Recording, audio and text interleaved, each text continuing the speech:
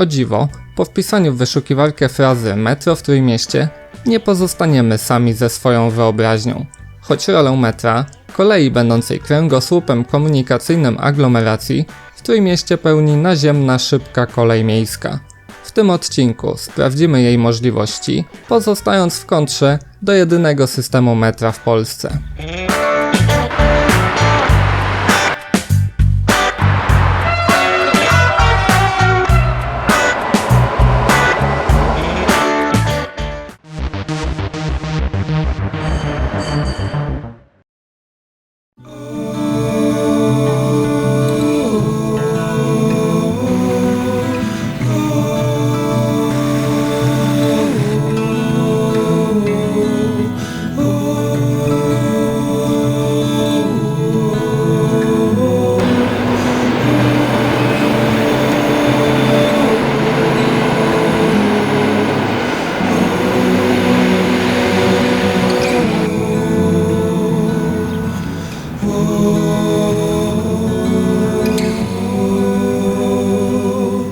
W aglomeracji trójmiejskiej, liczącej ponad 1 000 000 mieszkańców, szybka kolej średnicowo przecina miasta tej aglomeracji.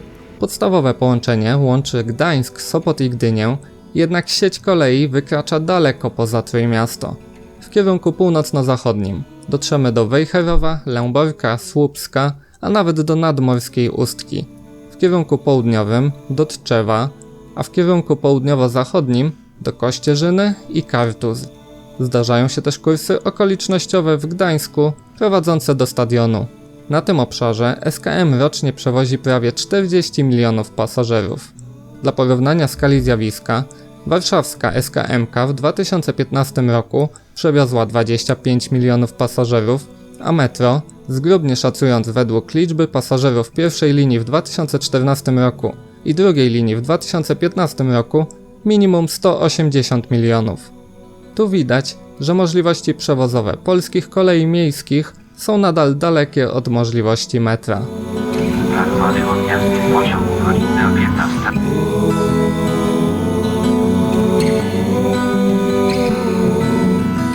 Podstawową relację z Gdańska Śródmieścia do Gdyni Cisowej SKM-ka pokonuje w 49 minut. Na tej 28-kilometrowej trasie uzyskuje prędkość komunikacyjną 34,5 km na godzinę, co jest wartością zbliżoną do osiąganej na trasie poznańskiego szybkiego tramwaju czy pierwszej linii metra w Warszawie. Gdyby przyszedł nam jednak do głowy szalony pomysł jazdy wzdłuż SKM-ki na jak najdłuższej trasie trolejbusami i tramwajami, a także krótki odcinek autobusem, podróż zajęłaby nam godzinę i ponad 50 minut. To w jakimś stopniu oddaje sposób, w jaki SKM-ka przyspiesza podróż komunikacją miejską po Trójmieście.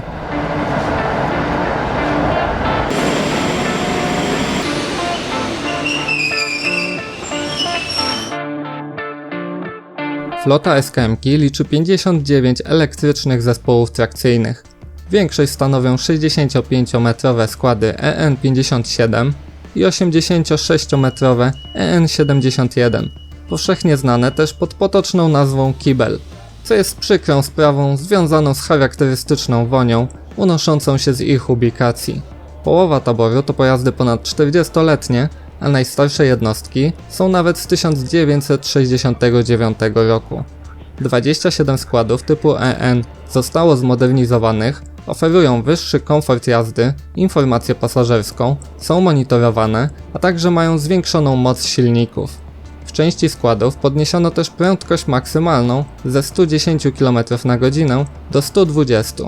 Mieszkańcy Trójmiasta z niecierpliwością czekają na dalszą wymianę przestarzałego taboru, a dwa nowe Nevagi Impuls, obsługujące SKM-kę od marca 2016 roku, tylko rozbudziły apetyt na więcej.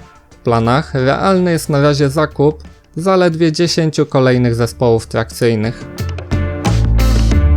Jak już Wam wspomniałem, od niedawna na trasie SKM-ki śmigają nowe impulsy, których niższa pojemność od innych składów dość szybko spowodowała połączenie ich na stałe w skład podwójny. Zestaw utworzony z dwóch czteroczłonowych impulsów ma prawie 150 metrów długości, a to daje skład o 30 metrów dłuższy od zestawu w metrze warszawskim. Jego pojemność jest jednak o prawie 1/3 mniejsza od pociągu warszawskiego metra i wynosi około 1000 pasażerów. Nowe pociągi, jak na kolej aglomeracyjną, mają dużo siedzeń, są one też bardzo wygodne i wyposażone w szereg udogodnień dla pasażerów, takich jak Wi-Fi, gniazdka elektryczne, klimatyzacja oraz automaty biletowe.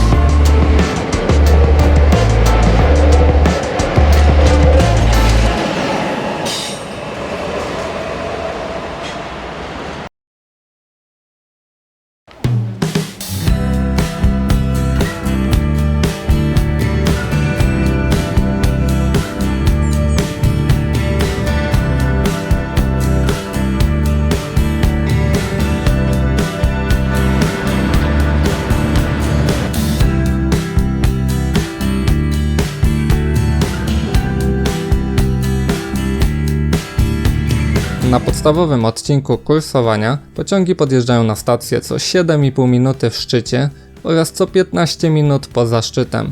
Zastanawiam się, czy już to jest maksymalna częstotliwość, z jaką mogłyby tu być prowadzone pociągi?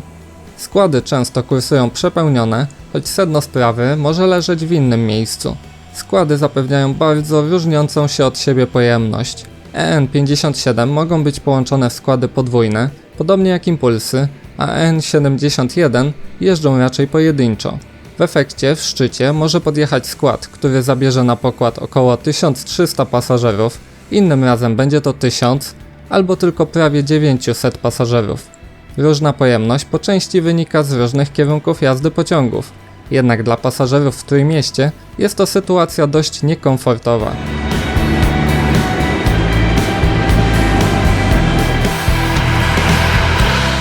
SKM ma własną aglomeracyjną linię kolejową na trasie z Gdańska Śródmieścia do Rumi, wydzieloną od ruchu dalekobieżnego. Linia ta o numerze 250 jest naturalnie dwutorowa i zelektryfikowana, a dopuszcza poruszanie się pociągów z maksymalną prędkością 70 km/h. W planach na najbliższą perspektywę unijną jest jej przedłużenie do Wejherowa pod roboczą nazwą SKM Bis. Tory SKM-ki na peronach stacji i przystanków odróżnimy po numerze 501 i 502.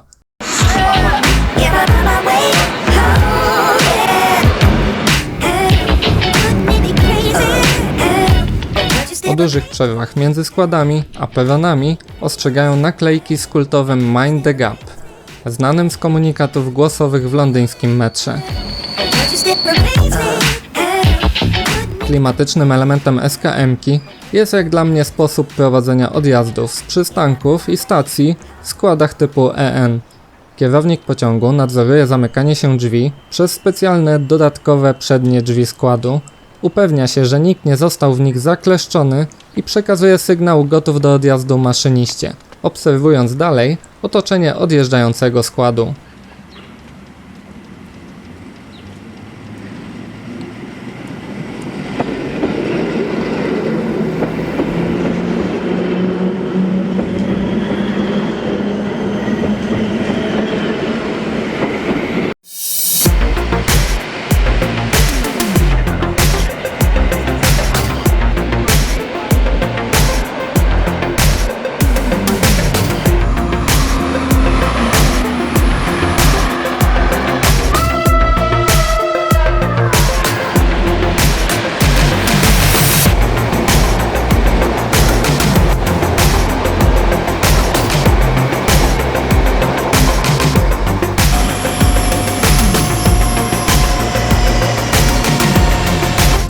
Z kolei bardzo trudnym elementem do ogarnięcia w Trójmieście jest obowiązująca taryfa biletowa.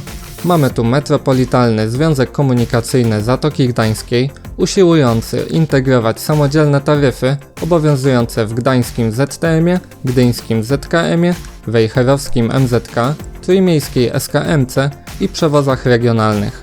Na szczęście osoby chcące poruszać się na całym obszarze Trójmiasta mogą kupić jeden bilet okresowy na wszystkich organizatorów, choć niekoniecznie będzie to rozwiązanie najtańsze.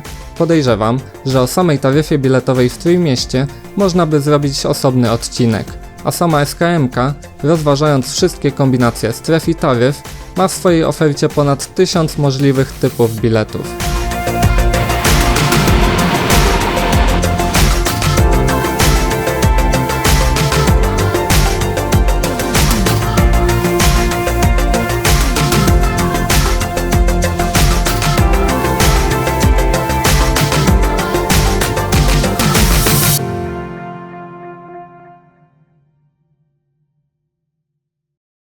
To naturalnie nie koniec naszej przygody na Wybrzeżu. W następnych odcinkach trójmiejskiej miniserii przejedziemy się trasą pomorskiej kolei metropolitalnej, a także tramwajami po Gdańsku oraz trolejbusami po Gdyni i Sopocie. Przy okazji czeka nas kilka dodatkowych atrakcji. Do usłyszenia!